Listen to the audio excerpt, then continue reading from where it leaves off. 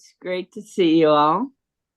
So far, we have Michael Rapkin of the Guantanamo Bar, Shane Cuhey of Out Against War, Ryan Wentz from Code Pink, uh, SD Chandler. I'm not sure exactly which flag she'll be flying this year, but she's been with Jewish Voice for Peace, and Mark Friedman of the LA branch of U.S. Hands Off Cuba Committee, and we should have some others by the time the event rolls around. We are very grateful to John. He backstops and fully organizes this every year. So again, put it on your calendars. January 11, a Saturday, at the West Side Federal Building. You may remember we have been meeting during the week at the downtown Federal Building. We thought this would attract more attendance, and the date fell on a Saturday. So Saturday, January 11, noon, at the West Side Federal Building, you will be getting a full announcement on the event and more news about speakers and other participants. I want to begin my reflection by thanking Dick Bunce. He brought to my attention and several of us that a dear friend of ICUJP, John Cobb, may be in the last stages of his courageous life. John will, with hope and prayers, celebrate his 100th birthday. Wow. On February 9, 2025.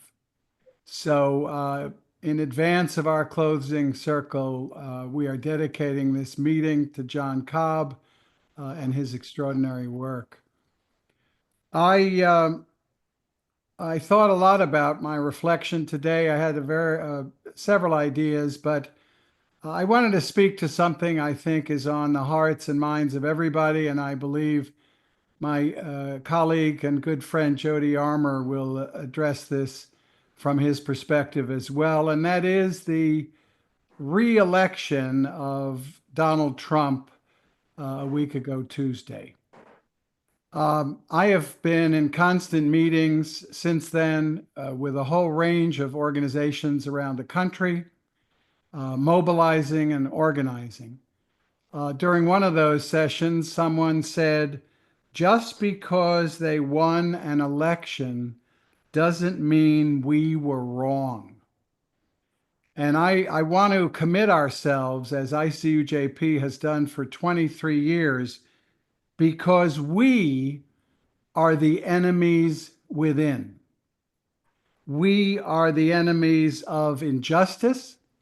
We are the enemies of cruelty. We are the enemies of racism and sexism and homophobia and bigotry.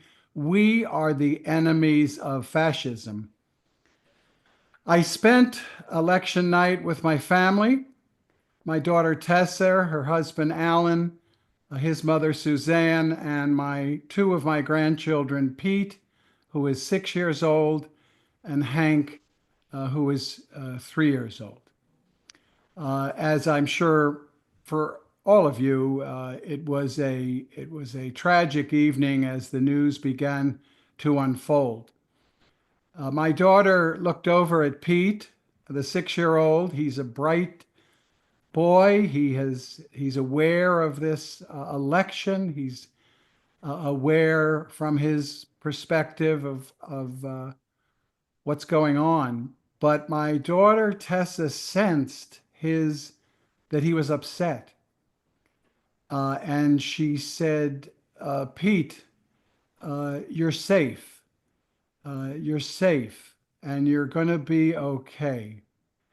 I understood my daughter saying that, but almost immediately I reflected on the fact that we were a white, stable, safe family. And there are so many in this country who are not safe and who are not in stable situations. What about the undocumented? What about those carrying an unwanted pregnancy? Trans youth?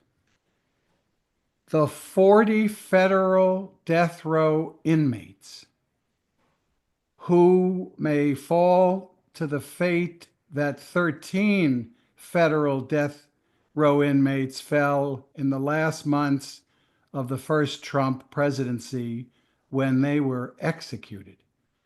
And Trump has signaled every intention to execute those 40 people. And as far as safety and security is concerned, what about the Palestinians?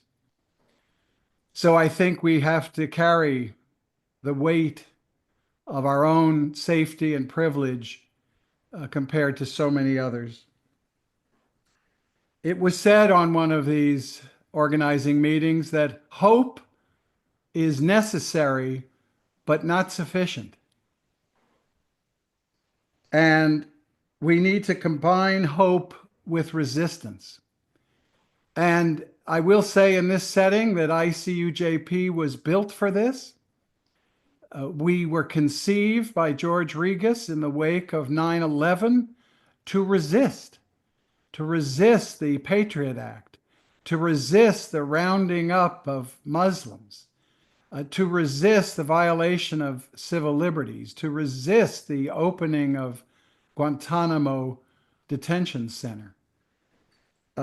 We and other groups around the country are built for this, and we are ready. It's not even that we are hitting the ground running. We've been running for 23 years. One group that I attended 2 meetings is the National ACLU. They have organized a 3-prong attack to defend the Constitution. First, a panoply of federal lawsuits. They've issued 7 memos already addressing the threats that Trump and Project 2025 pose to our constitutional democracy. And they're fully prepared to implement those legal actions. But the lawyers at the ACLU this week said lawyers are not going to do this alone. Lawyers are not the only people in this fight. I just resisted saying soldiers. I try to demilitarize my language. So it's going to take other work. The second prong is very innovative and may come as a surprise to some of you. They call it the firewall for freedom. It's the recognition that they will use state constitutions. Many state constitutions are far more protective of civil liberties than the federal Constitution. They will use state courts. They will use state legislatures. They will use state and local city councils to fight back and to create a firewall to protect civil liberties and civil rights. All of this work has been done before. I'm looking on this screen. Many of you were instrumental in passing resolutions against the Patriot Act in your city councils. Resistance resolutions will emerge in this fight to defend the Constitution. And the third pillar of the ACLU's plan is protest, dissent, and community organizing. This is the part that is a full partner with the lawyers to organize. And I think every one of us has to be a part of that work. I want to end with 2 quotes from a man who knew a lot about organizing, John Lewis. John Lewis, in his book, Across That Bridge, A Vision for Change and the Future of America, wrote the following: You are a light. You are the light. Never let anyone, any person, or any force dampen, dim, or diminish your light. Study the path of others to make your way easier and more abundant. Lean toward the whispers of your own heart. Discover the universal truth and follow its dictates. Release the need to hate, to harbor division, and the enticement of revenge. Release all bitterness. Hold only love, only peace in your heart, knowing that the battle for good to overcome evil is already won. Choose confrontation wisely, but when it is your time, don't be afraid to stand up, and speak out against injustice. And if you follow your truth down the road to peace and the affirmation of love, if you shine like a beacon for all to see, then the poetry of all the great dreamers and philosophers is yours to manifest in a nation, a world community, and a beloved community that is finally at peace with itself. And finally, I saw this quote early last week, probably Wednesday morning. Quote, "Ours is not the struggle of one day, 1 week, or 1 year. Ours is not the struggle of one judicial appointment or presidential term. Ours is the struggle of a lifetime, or maybe even many lifetimes. And each one of us in every generation must do our part." Early in the life of ICUJP, I had my first 2 grandchildren. The oldest created a name, a special name for me called Peepaw. I am Peepaw to all 4 of my grandkids. And back then I imagined 2 of them, and now I imagine all 4 of them. They are asking now, and they will ask, "Peepaw, what did you do then? Peepaw, what did you do for us, the next generation? What did you do for the children and grandchildren across the United States and across the world?" Every one of you has to answer that question for any children or grandchildren you may or may not have, anyone in your family, any neighbor, any stranger. What did you do back then? This is now back then. ICUJP is up to this fight. We will continue to speak truth to power, and we'll do it shoulder to shoulder with each one of you. Thank you very much. All right. Thank you, Steve. I first met after hearing the name Jody Armour repeatedly in different organizations that I worked with, particularly the Assange Defense Committee. I kept hearing about this legendary Jody Armour, who was the Roy P. Crocker Professor of Law at USC. And he was one of the professors that I would hear most about, defending the students who were defending Palestinians at USC, defending the Palestinians in Gaza and the West Bank. Jody is a writer, well-published, well-read. His latest book, Nigga Theory, Race, Language, Unequal Justice, and the Law, looks at the criminal justice system and its racism.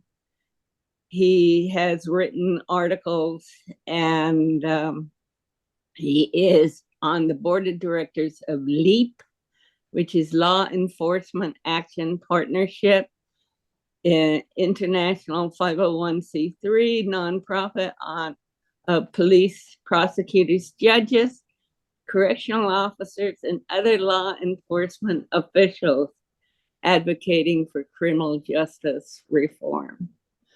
And I first met him when there was a call to people in LA to come support the students at USC who were defending Palestine. And he spoke there and was really impressed. So Jody, what's going on in the colleges now? Yes, thanks so much. This has been inspiring to hear the speakers before me.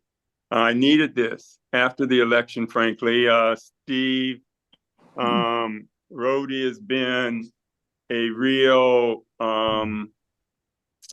inspiring person in my life. You know, he is a staunch defender, a principled defender of free speech and the First Amendment. Perhaps no one that I've run across in my career I've seen more not only passionate about it, but learned. You know, everyone already knows how erudite Steve is, so I don't have to belabor that point. So I'm really glad to be here and talking to you, and knowing that Steve is, my good friend Steve is in the company. And I'm also just in awe that Robert Greene joined us, because I talk a lot about journalism. I think about journalism all the time. I think about the power of language. And Robert Greene, as you know, is a Pulitzer Prize winner, but, you know, irrespective of accolades, because sometimes, you know, that can get in the way of when you're reading the work. Before I knew any of the accolades, I was reading his work in the LA Times and the opinion area, and he's dealing with criminal justice. And so, you know, my antenna are up and I'm zeroed in criminal justice, you know, and there was one voice that kept coming out through those various opinion pieces. You know, it's like if you listen to a lot of jazz, you can hear 4 or 5 bars of Coltrane and know it's Coltrane. 4 or 5 bars of Charlie Parker and know it's Parker. You know, the way it would flow, I would know if Robert Greene had a hand in it or was really behind it. You know, and so I'm hoping that your voice is going to continue to enlighten us and inform us, Robert, and whatever you're doing now. I understand your principled move from the LA Times, but man, we need you. We need you. I hope you find a way to keep your voice out here, helping us to make this happen. Okay, so wow, I have Steve. You're going to let me know. You're going to give me a heads up at 5 minutes. I have about 45 minutes. And there's so much to talk about. I guess I'll start with the election. You know, The Empire Strikes Back, Return of the Jedi. That's what the title of all this is. What do I mean by that? What I mean is in 2020, I, along with many of you, were watching in the summer when all these streets of LA were filled for 6 weeks straight with people marching about the injustice they saw happen to George Floyd, the injustice of the criminal justice system with respect to Black people more generally, the injustice of the criminal justice system, period, more generally, the economic disparities and other injustices that lead to those further injustices.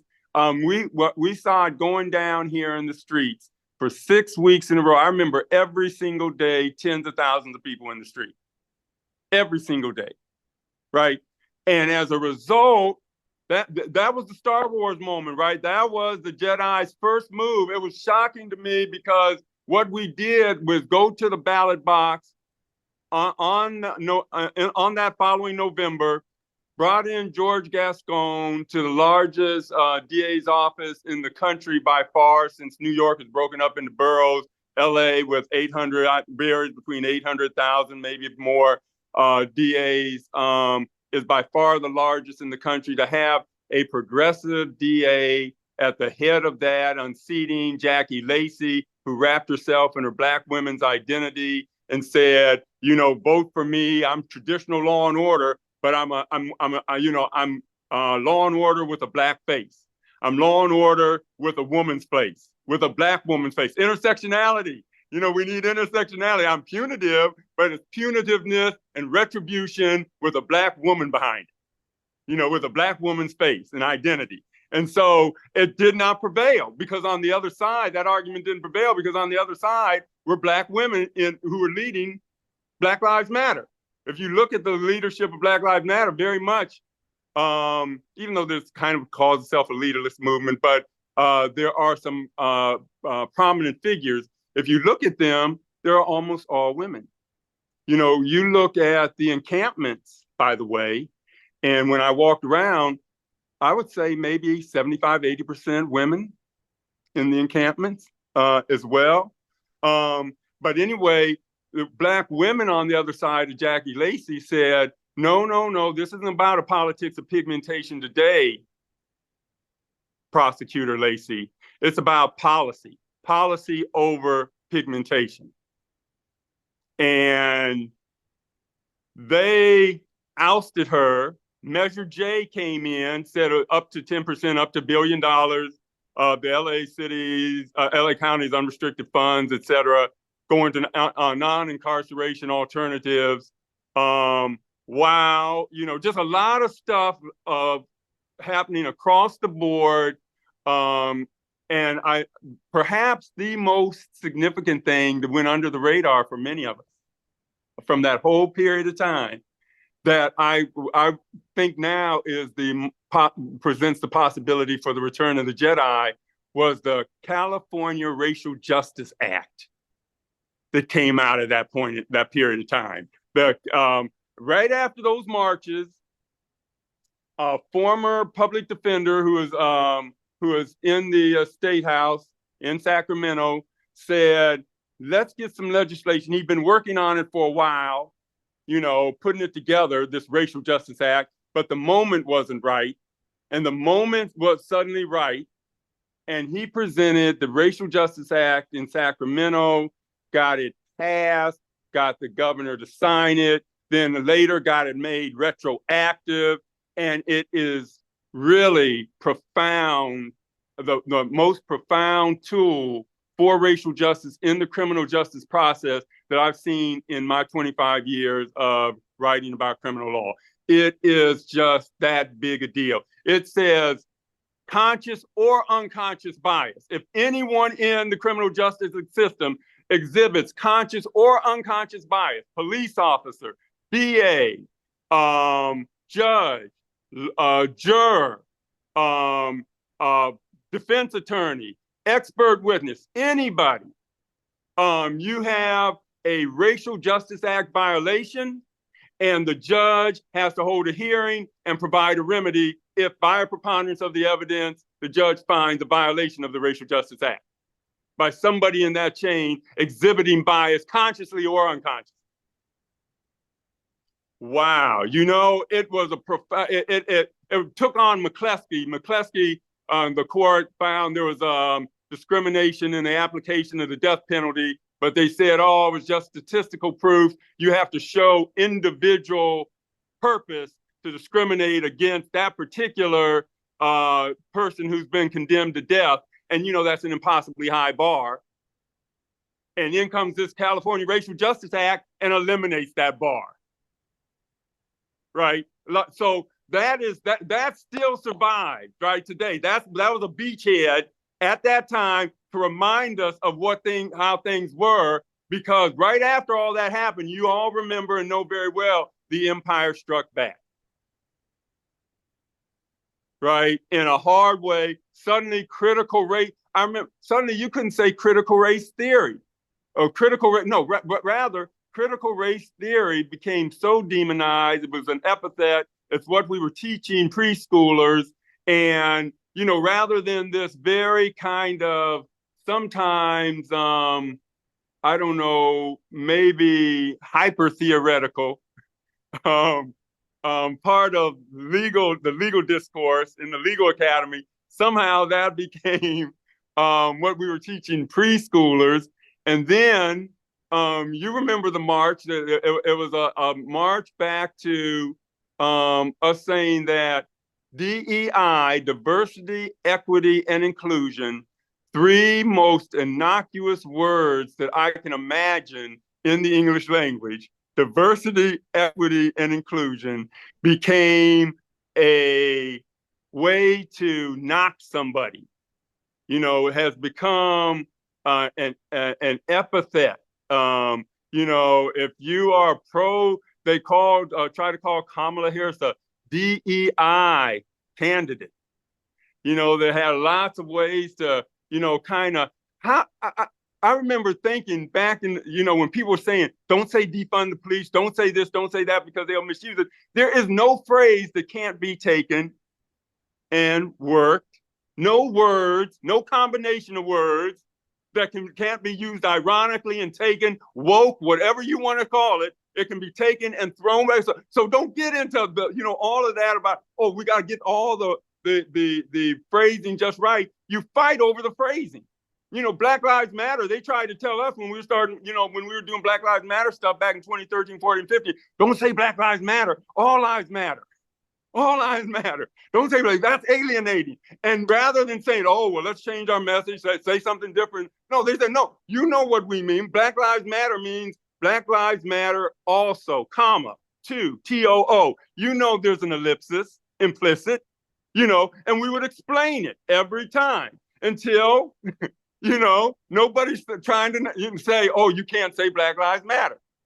If you want to say Black Lives Matter, it's part of your political messaging and part of what you're going to rally around. Meanings aren't given, aren't frozen. They're fought over. They're prizes in a pitch contest between social groups trying to define their social reality and vindicate their social existence. Right? Meanings aren't given. You know, they're constantly part of a political struggle and process. So, yeah, you know, suddenly DEI became a pejorative. What is the opposite? If you're not for DEI, what are you for? If you're not for diversity, equity, and inclusion, what are you for? Carbon copy monotony, lack of equity, and exclusion? You know what? If you're not for DEI, what are you for? The opposite. Well, I'm trying to go through it. So, but yet, nevertheless, it got turned around, and that is kind of where we are. I want to talk about the Racial Justice Act a little more, but since we are talking about the election and the students, let me go to the students for a moment and how language matters over there. I was invited by the students to come and bear witness to their efforts to raise awareness about what was happening in Gaza. I said, all right, you know, they said we're going to start setting up at 4:30 in the morning. I said, all right, I don't think I'll make it 4:30 in the morning, but I'll be there. I got there around 6:37, and they had set up, and then there weren't any tents. The officers on campus had told them they couldn't hang anything on the tree, so they were standing up holding banners. And I saw a group of students over here doing yoga and mindfulness at 8 a.m. They had that scheduled at 8 a.m. 9 a.m. they had poetry reading over here in another part of Alumni Park. So I stood there and listened to that. By 11 o'clock, you had, to make a long story short, as you know already, you had DPS and then LAPD surrounding them. And there was, after that, theatrical presentation by the LAPD in which they brought in the police and had them go through drills around the students like they were kettling them, et cetera. The reason it was significant for me to be there is I saw firsthand how peaceful it was. It was utterly peaceful. Nobody was blocking any entryways or passageways in any way, shape, or form. I was tweeting about it at the time. I was taking shots and tweeting video and tweeting about it at the time. The reason I say this is because the central administration gave an entirely different story, gave an entirely different factual description of what happened. And had I not been there, I wouldn't know. And it comes back to, the question that I hope some, folks like Robert can help us with, journalists can help us with, is how we can get to a place where people can believe or have any confidence and faith in what's being said, either by, leaders or by the media. And we can get into that when you really see how easy it is for people to spin the truth, and I'm standing there with my own eye and I'm hearing something entirely different coming from the central administration and describing what happened. And I have it on my Twitter feed, you can see. And it's brazen and shameless because they have a bigger platform, So, and they know they can kind of drown you out or whatever. And, you'll be viewed as an aberration of some kind. So, one thing you might wonder is why this was happening on USC's campus. Why was it happening? The USC had a reputation for a long time as the University of Spoiled Children. Right? It is not Berkeley. It's not even UCLA. It had no particular tradition of, leading any kind of student protest against societal injustices. Right? It had no particular reputation that way anyway. Again, that was a University for Children. What kind of was so different here that made it get ahead of all those other places, UCLA, et cetera? How did it jump ahead? Well, Osna Tubassum is how. Osna Tubassum, Muslim, hijab-wearing Muslim student, hijabi, right? Student, was announced as the valedictorian. So from the very beginning, the valedictorian has always delivered, of course, the valedictory address to the graduating class for 4 minutes. The central administration, in its infinite wisdom, decided that on this occasion, for the first time ever, it was not going to allow Osna Tubassum to deliver the valedictory address. And the reason it was not going to allow her to deliver the valedictory address, they said, is because in her IG feed, she referred to another feed that had what they viewed as anti-Semitic content in it, which may have meant anti-Israel or anti-Zionist content, because they collapsed the distinctions, all of them.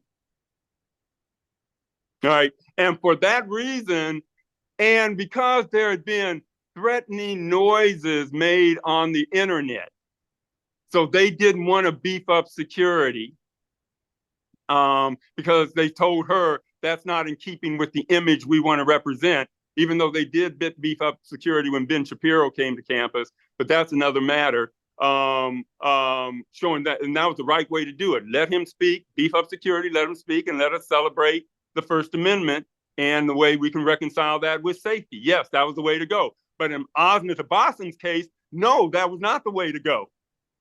We've had presidents come to campus, et cetera, former presidents. Security that has never been a particularly overriding concern if the interest was valuable enough. And so they decided to cancel her valedictory address And the students could not quite understand that. They couldn't quite understand how USC had been trumpeting and touting the importance of free speech, how it was a bastion of free speech, how we avoid viewpoint discrimination, encourage opposing views. Michael Quick, when he was the provost back in 2018, said, the sacred value of a university is free speech, the sacred value, right? How you can say all of that and then cancel Asna Tabassum because she might have said, she hadn't even written her speech yet, she might have said something pro-Palestinian in her 4-minute address. And so that for a lot of them, and then, you know, the response of the school, the provost, when there was a little pushback, was kind of condescending and waved them off, saying, he said essentially, you have no entitlement, no one has an entitlement to deliver a valedictory address. There's no entitlement to do that.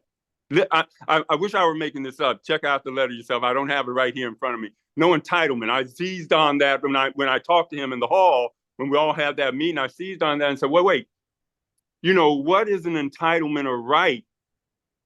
They could have said the same thing to my wife, Frida Devereaux, when she was at Kelly Walsh High School in Casper, Wyoming. And she's a Black woman who was the valedictorian, the running away valedictorian of that year. And that year they told her, because of the reaction of parents, some teachers and students, that her year she was not going to deliver the valedictory address. Rather, it's going to be delivered by the high school quarterback, Kelly Walsh quarterback. And then after that year, they went back to whoever had the highest GPA, delivered the valedictory address.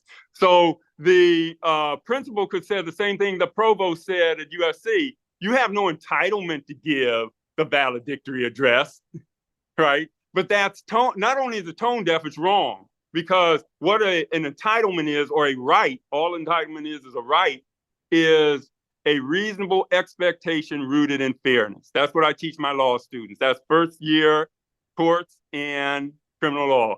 A right or entitlement is nothing but a reasonable expectation rooted in fairness. It can start out a moral right and ripen into a legal right if a court recognizes it on that basis. And I teach that in torts every day.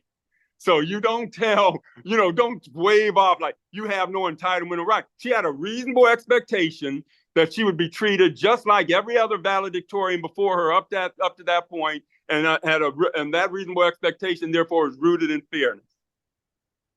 How are you going to treat her differently, right? So the whole idea, but that's how the administration was started responding. You have no right, there's no entitlement. And those ways of addressing the free speech issue, and the students weren't having it, and wound up leading the area that we're in, and being one of the leading in the nation in protesting by occupying space in the center of campus. That issue, by the way, came up again when I was sitting with the students and President Folk. So there were 3 students and a 4th student from the law school, myself, President Carol Folk, Byung Kim, the general counsel for the university, and the someone over student affairs. Head of student affairs. So we were in one room, just us, for 2 days, one after the other. And the way the conversation opened, and it stayed in this spirit throughout, the way the conversation is opened is the student said, why did you unleash the LAPD on us with mace and billy clubs and handcuffs and loaded weapons and stun guns? Why did you unleash them on us? And President Folt's response was, you weren't following the rules. And without missing a beat, the one of the students came back with and said, you weren't following the rules when you canceled Osna Tabassum and treated her differently than any other valedictorian before her. So don't lecture us about following the rules when you yourself don't follow your own rules. Right? And that was the spirit, you know, kind of carried throughout there. The university was in such a hypocritical position. There was just, where do you go from there? You know, I train lawyers. I train you to be advocates, to use, you know, to be persuasive. When you don't have the law, you argue the facts. When you don't have the facts, you argue the law. Both the law and facts here. There's no move, you know, and yet they kept, you know, they stayed stuck on that, kept coming with it. And I know that there are different ways to approach these same issues. I was in tents. I was among students pitching tents in Harvard Yard in my freshman and sophomore and junior year. We were pitching tents, and they never brought the police in on us. In fact, in 2001, some students took over the University Hall building where the President's Central Administration goes on. The president took their whole operation over to another building and just left them in the building, ran out the clock, 28 days, you know, they finally finally came to an agreement. And that's how it was resolved. Nobody was talking about bringing in the police.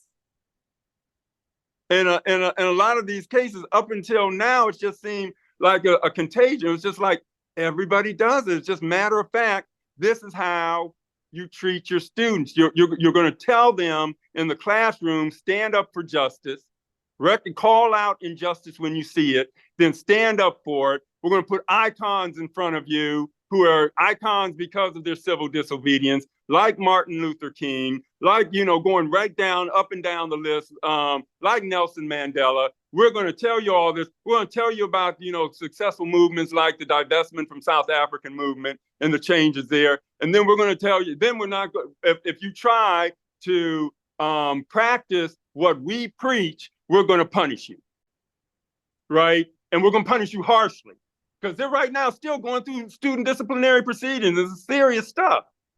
You know, it's your life. As a young person, you know, you're trying to go out here and they're doxing you and you're getting put on lists and people told not to employ you in the law school setting where I am. I know law firms are acting that way. So, you know, that level of just kind of first degree hypocrisy is, I think, coming back to the election for a moment, and I know this is controversial, but, you know,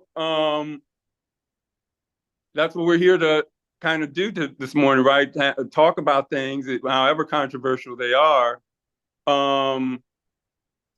There was a lack of enthusiasm among young people for Kamala Harris, right?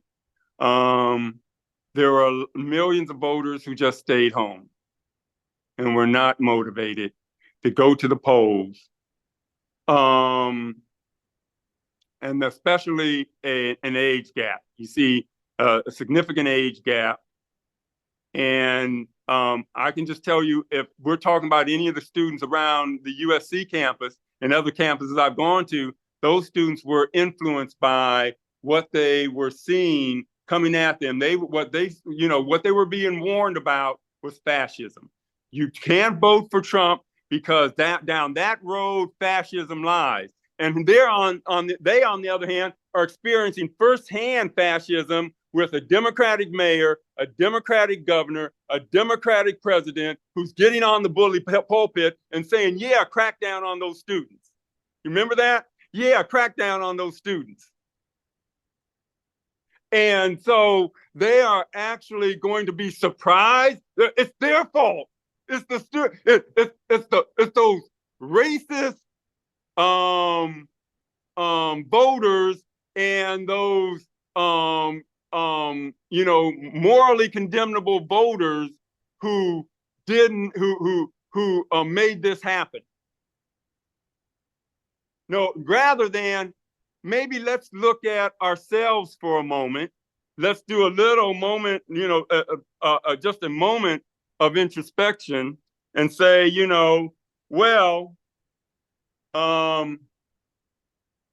let's do criminal justice for a moment in particular on this particular point, because that's kind of what I most think about and write about day in and day out.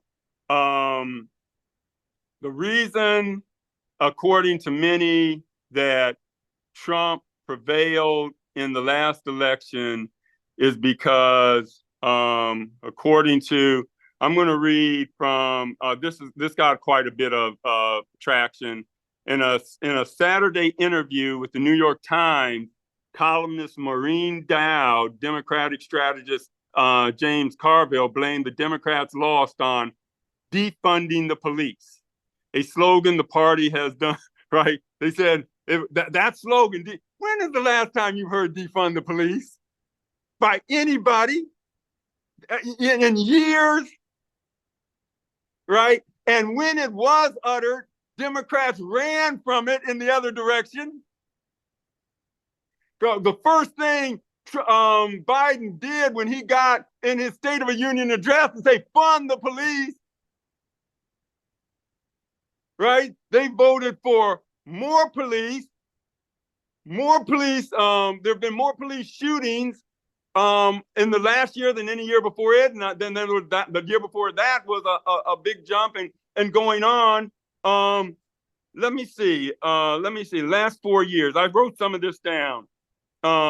Mainstream Democrats have nominated for president a former prosecutor, Kamala Harris, who was a law and order, we'll lock up parents for the truancy of the kids kind of prosecutor and brag about it, right?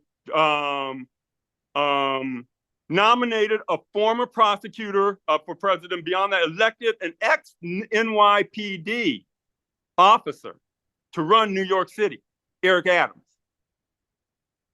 You want to see the face of creeping fascism. He went back to Bloomberg, stop and frisk stuff, right? The notorious stop and frisk. He went back to that kind of whole mentality, campaigned on deporting more people, funneled money and weapons to regimes committing war crimes, oversaw beatings and arrests of people demanding police reform. These are all, since the 4 years, the Democrats, and by Democrats, governors, mayors, president in office, sent more police officers to wallop students protesting for Palestinian rights, ratcheted up the war on drugs, as we saw with all over the place, really. San Francisco near hand with London Breed, et cetera. Worked with major corporate retailers to arrest more shoplifters. You remember all that? Even though I show statistically a lot of bunk when you get into the stats, filed racketeering and conspiracy charges against police reform protesters in Atlanta, made it easier to arrest New Yorkers and Californians with mental illness, passed that bill, remember that? Defended the use of solitary confinement, supported a landmark Supreme Court case that lets cops arrest unhoused people. All this tried to imprison one of the world's most famous rappers. I just had to throw that in because I do so much rap, but that's serious in a way. Promised to build Donald Trump's border wall, ran endless ads about, remember this, Trump's criminal record, he's a felon. Well, what? I thought we were spending all of this time trying to detoxify that term. Detoxify the label criminal. That's what we were talking about all those years, fighting for, and now he's a criminal, he's a felon. Because it's expedient, because it's convenient. useful, not about principle at all. And applauded. I remember this, the president chanting, fund the police during his most, during the State of the Union address. So that is what they are describing. That's what Maureen Dowd is describing as I go back in this. She said that the defund the police, a slogan the party has done everything. At the end of the Dowd column, she was talking about somehow made Kamala Harris a conservative. Dick Cheney. How is Carville said the defund was the 3 stupidest words in the English language, and also said that was the reason that the Democrats lost, because of their association with the defund the police language. So I'm just trying to figure out, how is it that people can be that wrong and get in front of the TV and kind of spew such patent falsehoods, right? That we all know that what essentially Kamala did was eliminate the daylight between her and Trump on a lot of issues, right? She said, I can out-frack you. I'm the fracker. I'll be the fracker in chief. Remember that when it came to the Pennsylvania, border wall. You go, kind of just down the list. Let me see. I had a few kind of put here. At one point, I had a kind of longer list. So she said, okay, border wall. Liz Cheney, one of the birthers, got us into Iraq unapologetically. Birther, and you're going to campaign with Liz Cheney to get some elusive moderate Republican vote that never materialized and never materializes. But you're going to run on that. You eliminate the daylight between you and Trump on policy with Liz Cheney, fracking, border wall, support for a genocide or war crimes, with including mass starvation and collective punishment, if you prefer. Okay. Where's the daylight? Where's the daylight? So you're running on, there's really no policy daylight here and there between us. And by the way, genocide or support for it doesn't have to be a red line for you. But so there's no real difference between us, daylight between us in terms of those important policies. But I'm not the devil. But I'm not him. I'm not the devil. That's what I'm running on, not Trump. And not on, Steve talked about all of these people getting ready to be killed on death row, 40? You remember when the death penalty used to be a plank in the platform of the Democratic Party? It wasn't this time around. Remember when Joe Biden said he was going to do something about the death penalty? He could have, right? Those could be commuted. Those lives could be saved. Is he going to? What is the promise worth then? What you can see, all I'm saying is how, instead of looking outward at the students who didn't vote, or at people who didn't vote, who weren't motivated or enthused, to get out and go and really, and really move mountains for you, instead of blaming them, why not look inward and say, maybe we needed to give them something to be moved about?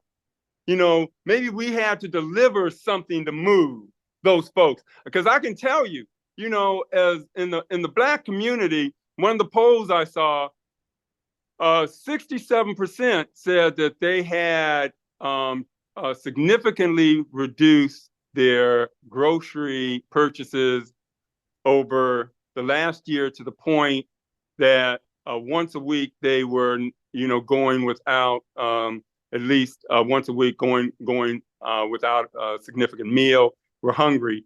Then they did some more digging and found that 51% of Blacks talked about food insecurity more than that. So, smaller number, but, 3 or 4 times a week.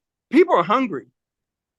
People are, really living from paycheck to paycheck and anxious. They don't have health care coverage. We had an opportunity, of course, to do something about that and didn't because, nothing will fundamentally change, Biden promised, and, really hasn't. And I don't want to rehearse, some of the gains. Of course, it is important to me that the Supreme Court not take a rightward turn in the way it may now, with Trump determining who's going to be the next ones on the Supreme Court. So that really is something that hurts a lot.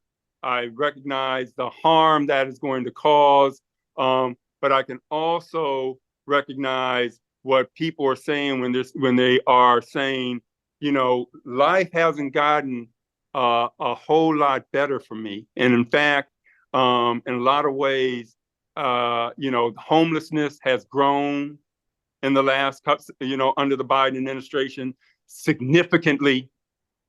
A lot of, indicia of misery have increased. And rather than, saying, well, the problem, the reason for all of that is corporate greed or what have you. And I know there was some that noise, but in a real economic populist kind of the reason for that is these super greedy corporate interests that are accounting for groceries going up 40% between 2020 rather and 2024. 40%. I looked at that and I said, 40%? Yeah, 40% since 2020. What a lot of people I was talking to were hearing when they would point all that out is the economy is better than ever. It's all in your head. You're just, you just think that. But that's not the truth because look at these graphs. That's what a lot of them, rather than saying, really, I feel your pain and I'm going to try to address it. I'm not going to deny it. I'm going to completely wrap my arms around it and recognize it. I know there was some, but that wasn't the focus of much of it was, no, that we've been a successful 4 years. This has been, things are fine. Right on. These elections are Rorschaching block tests, right? They tell you a lot more when people are trying to look at them. They're telling you a lot more about the observers than what's being observed. A lot of their priors are coming in, and people have a lot of different theories. I was, let me see if there was one other thing I really wanted to get at today. Racial Justice Act. Firing squad. Okay. Yeah, let's wrap on this for just wrap it up on this point because it gets back to information, kind of information echo chambers that we live in. And that can be, and why I can understand why so many people are turned off to mainstream media and don't trust it anymore. I didn't really, when I was sitting in Fox studio on election night, like Daniel and the Lions Den, I was looking around me and it really struck me that many of them were living in a different social reality than I was. They looked out into the world and they saw a different world than I saw. And they were getting their information from different sources than I was. And so it seemed natural to them what seemed unnatural to me. And my worry is if we don't share a common truth, I don't see how we can share a common purpose, right? If we can't get to a common truth. And that common truth has to come from a trusted organ of information. And I can see why they just don't trust anybody. Two quick stories that made, just in the last kind of week and a half, that made me, after I came out, I was kind of looking around and I said, man, I kind of see how this can just shake your total faith.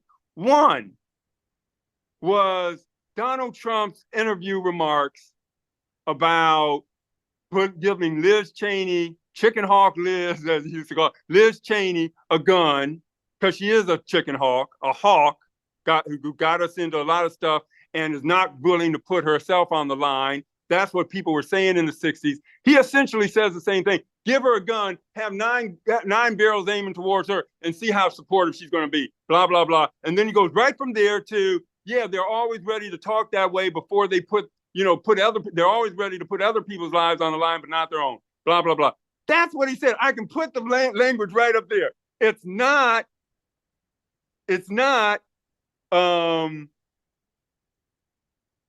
wiggle room. If I'm in a classroom with my law students, I say, no, there's no wiggle. You would never give a gun to somebody you're getting ready to assassinate. If he was really saying, I'm getting ready to put her in front of a firing squad, who would, can you imagine somebody going to the electric chair and the executioner is giving him a gun first so he can kill, take out 3 or 4 of them before they put him in on the gurney?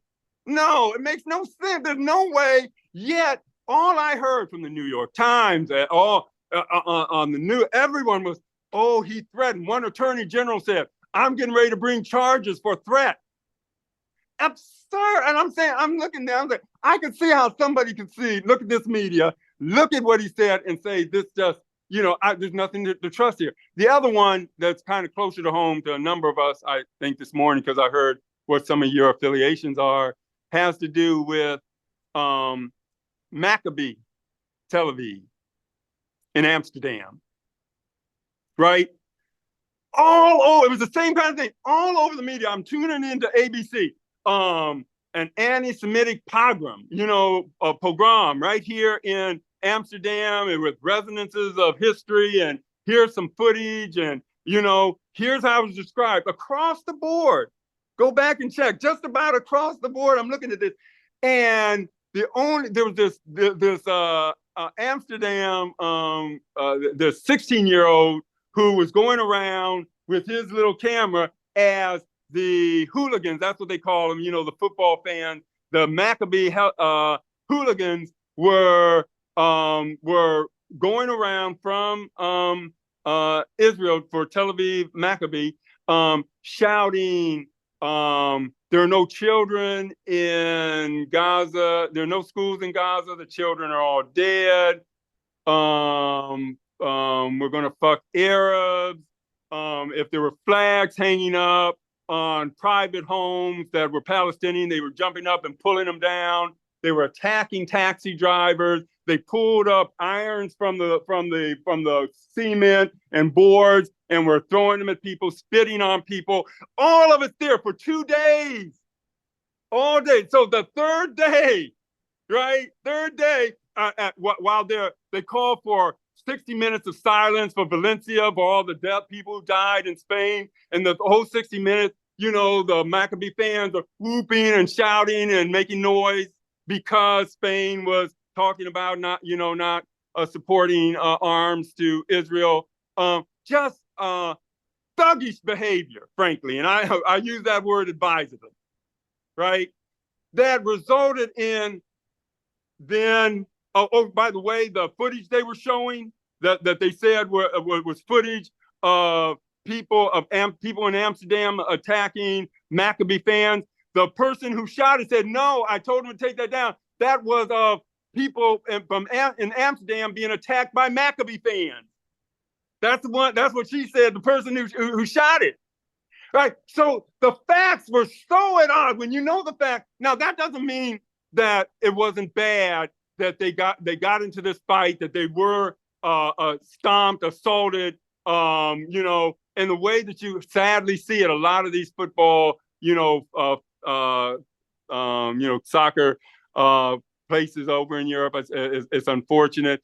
There was violence. There's no way to justify the violence you saw. that was the people in Amsterdam on the last night, striking back. No way to justify that. I would never justify it. All I would say is, to understand it, you have to understand the context, right? To understand that it is not anti-Jewish behavior focused on these people because of their Jewishness. Because as they found in Amsterdam, there are a number of folks, Jewish organizations, Jewish groups that live throughout Amsterdam who are not assaulted, not attacked, and were in any way part of a pogrom, right? So it was really focused on these particular Maccabee hooligans who were acting like thugs, right? But to take that context out and then to just focus the lens on what happened when those thugs were getting responded to is misinformation. That's disinformation, right? That's coming out of the media. And, you can almost compare that to its general handling in a lot of ways of the conflict in what's going on in Gaza, because, a lot will say, I don't want to hear any context. I don't want to talk about context. Everything started on October 7th. Nothing else to talk about. Just October 7th forward. We're going to be completely historical. It'll be like with Nat Turner saying, we're just going to start with Nat Turner going into that big house and attacking those slave owners. We're going to just start there. Okay, Steve, I think that's my 5. Let's mix it up with some questions. John. Thank you very much, Professor Armour. You're a compelling speaker. Rather than get into any of the kind of larger issues that you raised, I've spent some time in Wyoming. I have family connections there. So I want to point out, in the connection of your wife's experience, Wyoming is the Trumpiest state in the country. It's Trumpier than Mississippi, than South Carolina, than Idaho. In the recent election, Trump won there by 46 points. He didn't get 46 points. He won by 46. And also, I'm curious, what year was your wife going to be the valedictorian at Kelly Walsh? 1977. Her name is Frida Devereaux, Devereaux. Okay, thank you very much. All right. Steve? Oh, and Thank please you. take your hand down once you speak. Jody, thank you so much. It's always a pleasure. Looking forward, we could endlessly do an autopsy on the election, and it is helpful for lessons learned. But looking forward, I'm concerned about your students. So what's the status of the disciplinary cases, if you're familiar? How many students are facing discipline? Are they being afforded representatives or lawyers? What kind of hearings are they getting? And what are you already seeing in the new school year? Now that Trump is in office, we can only worry about the worst for the Palestinians and the protests that will arise. So give us an update on the discipline in the past and what you see coming up. Yeah, well, the Democrats for 4 years have built a nice, big, oppressive apparatus, police apparatus, that now they're handing over to Trump. Right? So that's going to be unleashed on my students. The one that they built up. And legitimated in a lot of ways. So right now, I spoke at one of the hearings on behalf of one of the students, just gave factual information, and still waiting for word of the final disposition of that case. A lot of it has kind of been dragged out, but many of the resolutions have involved probation. Writing a reflective letter of some kind. And so, it gives you, there's been some real consequences, because that probation means you have no margin for error for the rest of your career at SC. But some have had harsher discipline than that, have been excluded from campus. So the consequences have been real for those students, and there have been some real advocates for them on the faculty, and so I have to give props to a number of my colleagues, definitely, for that. Just for example, this may seem like just a symbolic thing, but I think it's more than that. The Academic Senate voted to censure President Folt and Provost Guzman, to censure them over 2 points, on 2 points. One, their handling of Osman Tubassem. 2, their unleashing of the police on students. Right? That censure there was a 2-to-1 ratio, 2-to-1. That censure from the Academic Senate, I think, may have really paved the way for Carol Foltz, President Foltz, announcement last week that she was going to retire in July. Right, she's going to retire in July. So we're going to start another presidential search. And, one of the reasons she was in her position, the position that she was in, and turned out to be ill-suited for,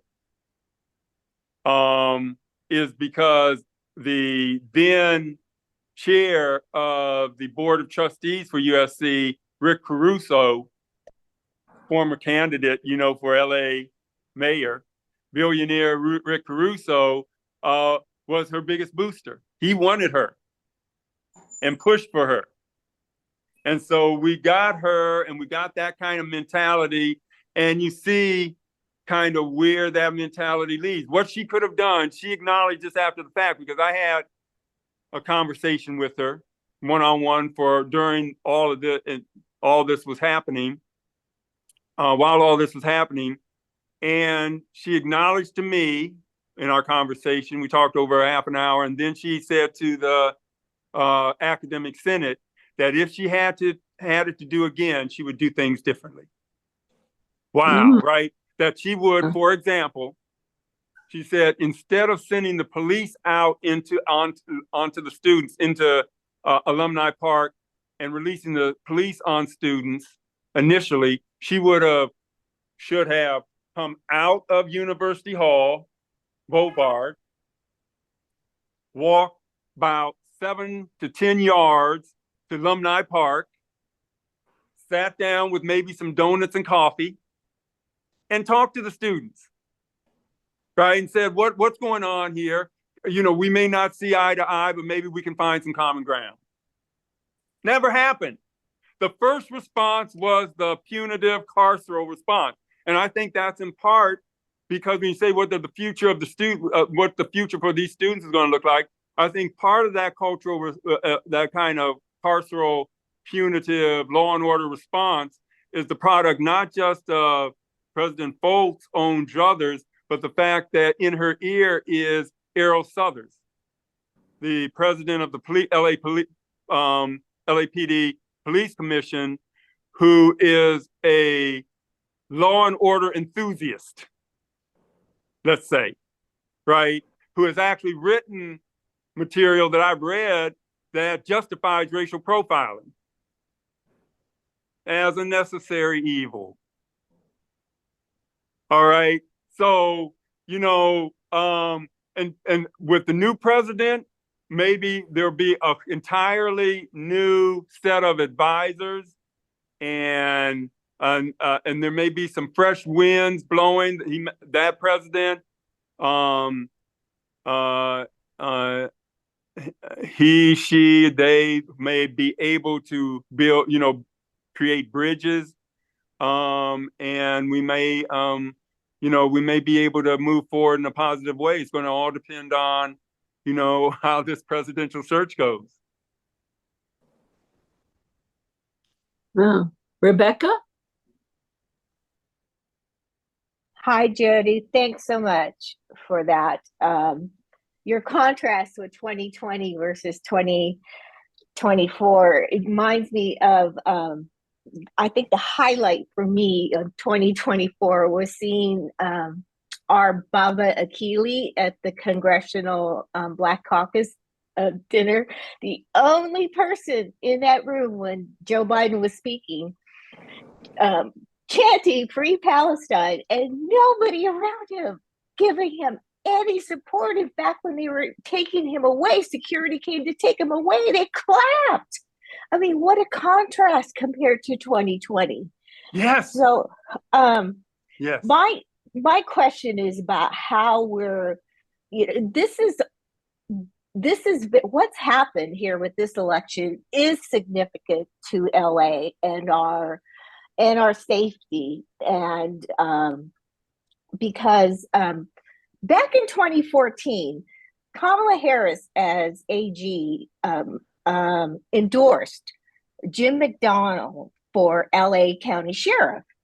And he was the sheriff in charge when she did the investigation into the Mitrice Richardson death and disappearance, and the LA County Sheriff's mishandling of her remains. And she carried on that investigation while she was running for Senate. It was part of her Senate campaign to find justice for Mitrice. Well, after she won her election, she closed the case and totally exonerated LA County sheriffs. And since then, I mean, they've been out of control. They were out of control before with the deputy gangs, but it has gotten so much worse. And so now fast forward now, Mayor Karen Bass recently appoints Jim McDonnell as LAPD chief. And so this it's just astounding how this is all, happening, no matter how much we protest. I mean, Alex Villanueva was the one that beat Jim McDonnell in that, election. And, it just seemed, the corruption just seemed to be growing. But can you answered Steve's questions, but can you give us, some insights, how do we organize against? I know, Melina and Black Lives Matters, this is on their radar now. But I'm really concerned also is because McDonnell has a record when, again, and Kamala Harris did too, it was to cooperate with INS at the time, now they're ICE, to turn over detainees, and with Trump's plan to do all these mass deports. What do we do? Yeah, I hear you. And, I'm kind of cutting against the grain on this one. I am more optimistic than many. Even though there is lots of reason for gloom, I don't deny, and it's going to get very bad. It's going to get very bad and very ugly. It's going to get even uglier. But I do remember that moment I was talking about, that you talked about too, that was back in 2020 in the summer when the streets were filled and DEI was in the air and critical self-reflection was the order of the day. I remember that all of that happened under Trump. All of that happened under Trump. All those energies came together, and there were a lot of different kinds of energies. You had just straight ahead liberals combining with far left, kind of Black Lives Matter folk like me and everything in between, right? And then you had a few folks on the right too who are like, I'm weary of state power. I'm not crazy about, big government power. So, but you had an enormous energy in the center and left that came together around recognizing and seeking out, attachment and commonalities and, flags to rally around, et cetera. And then the elections came.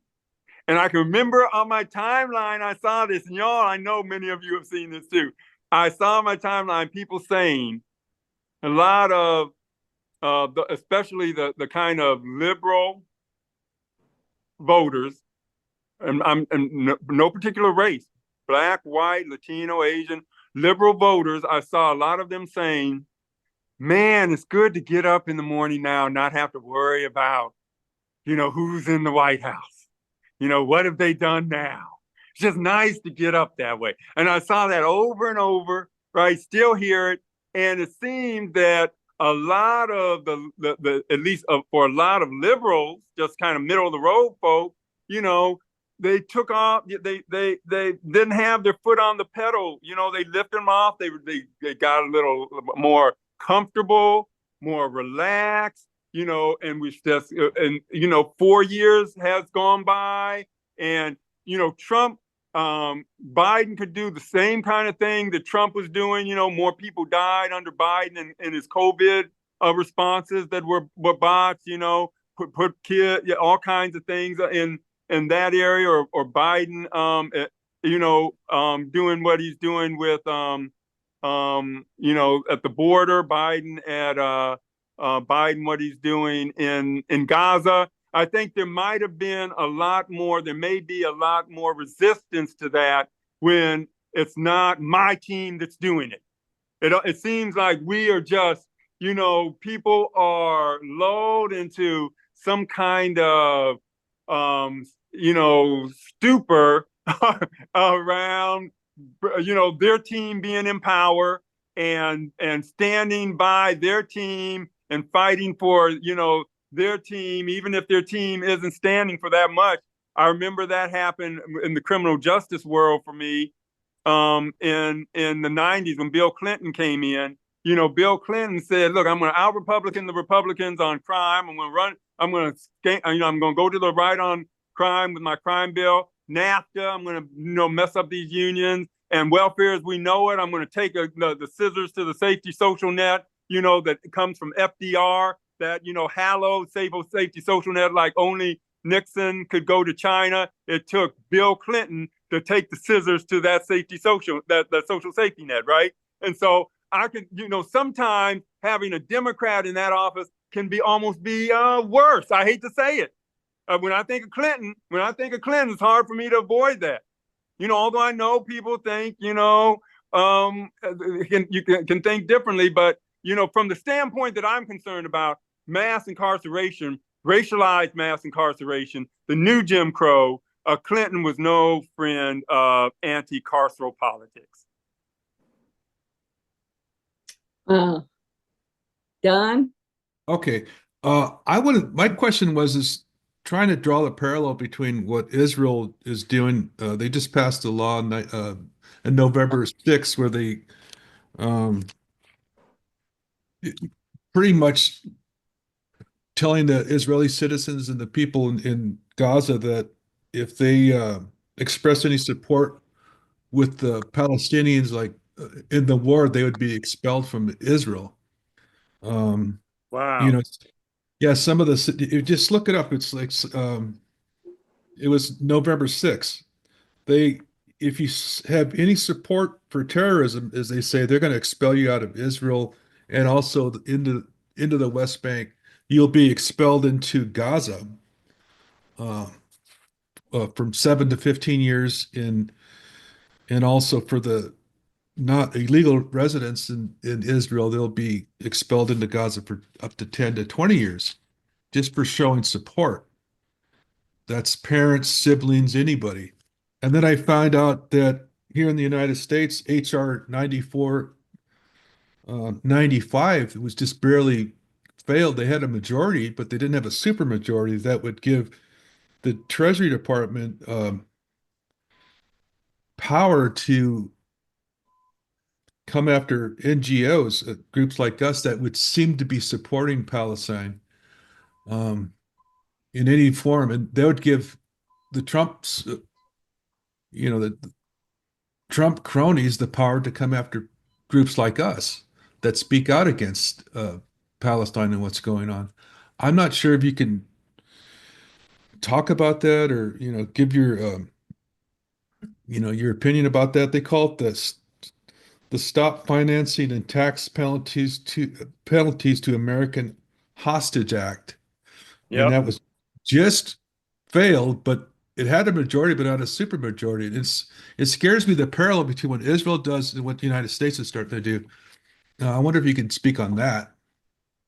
Yeah, it is remarkable in my lifetime. Certainly, I've never seen an attack on free speech rights more profound from outside our borders. From what's happening in Gaza is having free speech implications not only for people in that region, but for us over here, very much, right? Having implications for what we can and can't say and how we have to say it.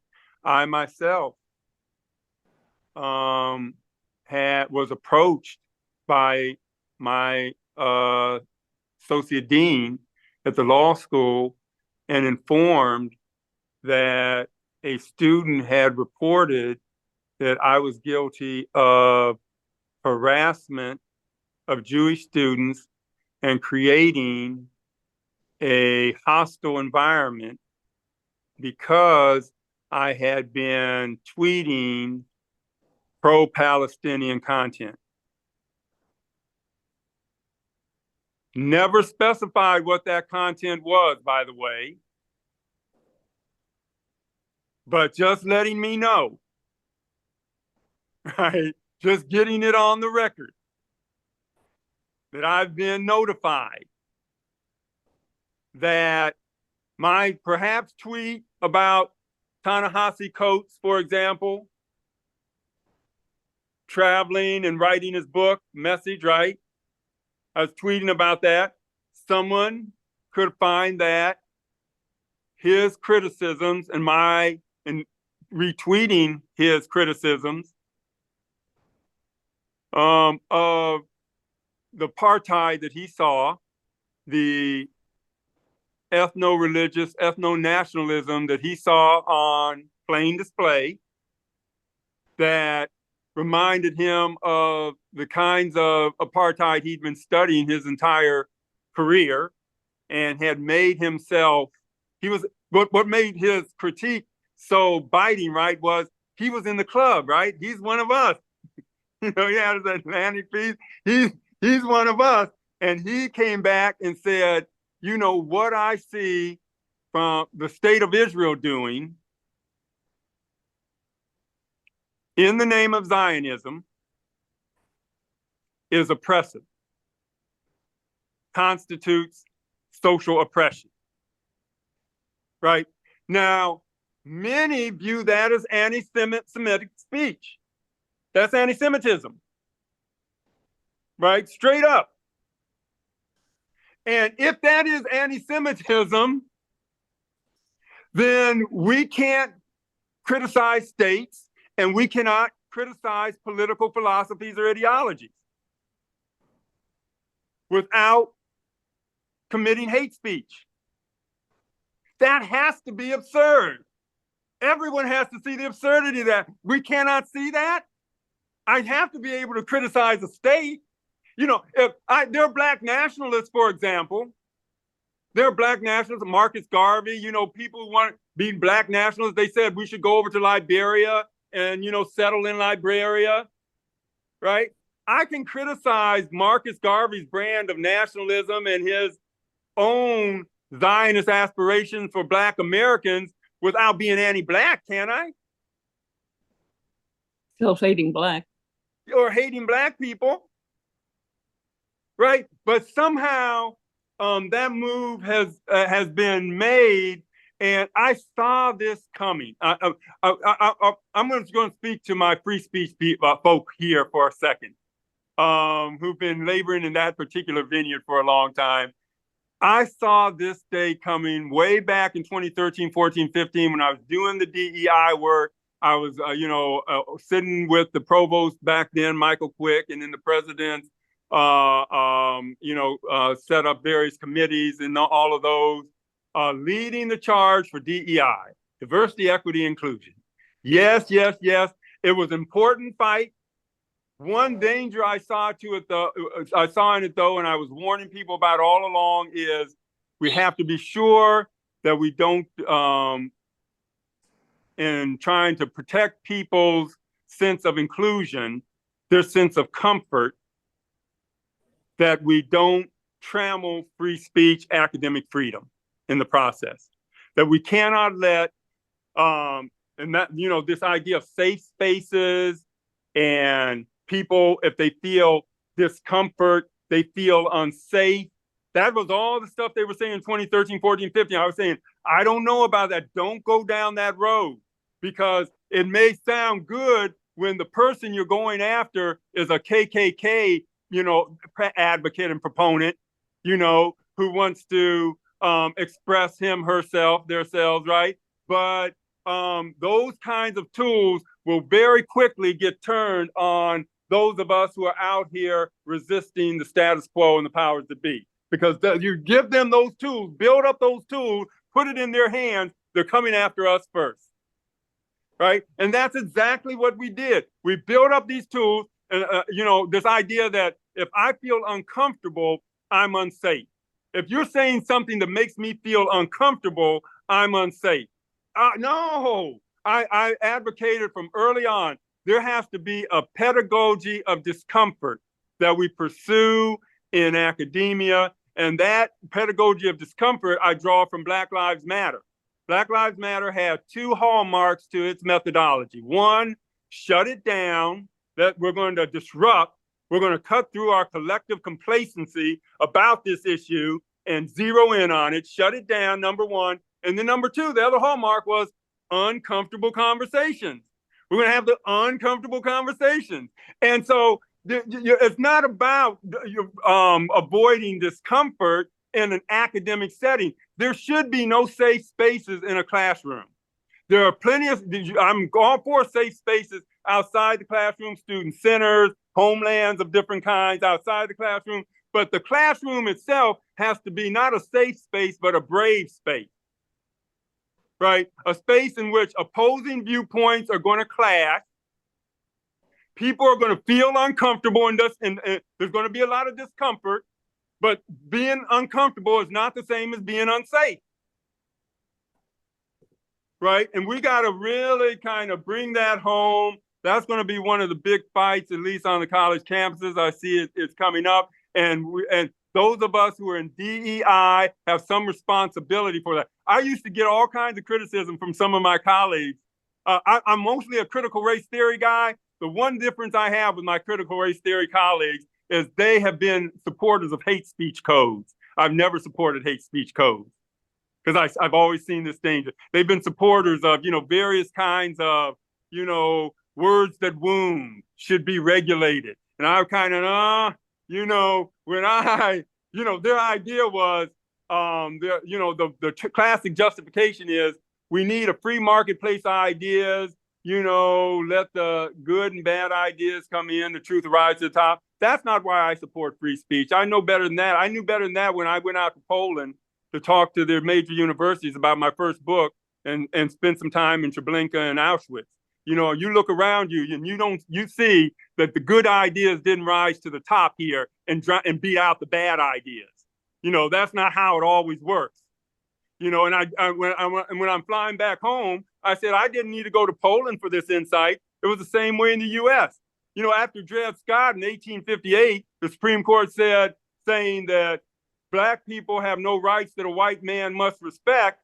Right? That's the free marketplace ideas.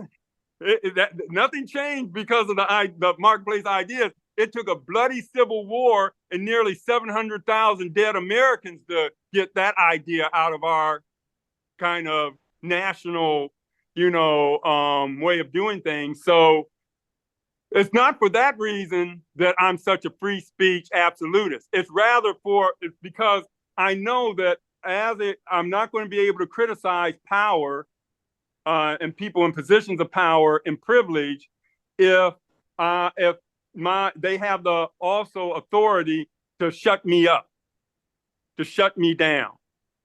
And as a socially marginalized person, as a person from a socially marginalized group, I should especially be concerned about that possibility. And so that's why I'm a free speech absolutist. Not because, truth and light is going to come out of it all, but I want to be able to stay in the fight as much as possible and be able to, when they come to me like the associate dean did and said, oh, well, there was this general big meeting on campus and they have the university council there and EEOC and Title IX and the professional, and they said that we should tell you that you are tweeting things. You're tweeting things, not saying anything on campus or in the classroom. You're tweeting something that someone may find offensive. Make them uncomfortable. Could you just speak for a moment on where you see campus USC students are today in terms of going forward? They are going to, I still see that spark there for sure. One of the lingering things, though, constant reminders of the lengths to which the university is willing to go in the name of what they're calling safety, is the place looks like a fortress. It looks like they put up a drawbridge and moat and you have literally checkpoints. You have literally checkpoints, and you have chain link fences. And they, in an Orwellian sense, they call these checkpoints welcome centers.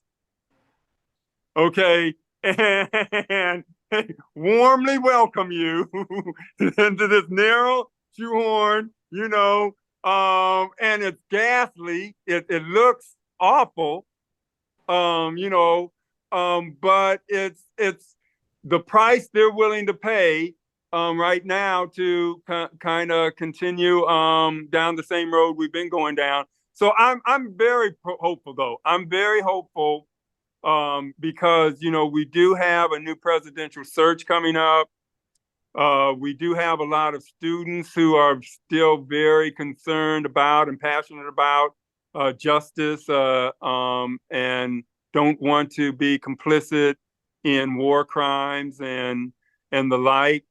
And want to make some noise about it and be heard. And so that's still going to be there. Faculty, I know, like I said, the faculty showed up when they had to censure the president and the provost for their mishandling of Osna Tabassum and the students. So I'm still very positive there. So there are a lot of positive ingredients there. We're just, it's kind of for the campus like an election. We're getting ready to elect, not outright elect a leader, but choose a leader. And I don't know how we're going to make sure different constituencies are represented in that choice. I'm hoping that Rick Caruso will be recognized as having exercised undue influence on the decision-making when it came to Carol Folt the last time around. And some other people with more vision are going to step forward and say, we need a leader who can figure out how to reconcile some of these competing interests. But it's not that hard. It just has to be like this. The leadership before Carol Folt was starting to get it. Michael Quick. Here's what Michael Quick did when Ben Shapiro wanted to come to campus in 2018. A lot of people were saying, Ben Shapiro makes me feel unsafe. Ben Shapiro makes me feel uncomfortable. He's talking about me. He's saying derogatory things about me. I don't want to have to, he's going to poison the atmosphere here, right? There was a lot of that. And to his credit, Michael Quick, we sat down, had some coffee. I said, Michael, I understand what they're saying, but, I think the university stands for something else that is also important. And so that's when he put out the famous kind of memo about the sacred value of a university is free speech, the sacred value. And therefore, Jody? he said, we're going to have Ben Shapiro speak. We're going to allow people to protest him speaking. You can put up your pictures. I was out there with him, protesting. There was a whole line of people protesting. He spoke. Boulevard was full. He got 2,200 people in there, right? Full. The police presence was pumped up. There were more police, right? And the night came and went.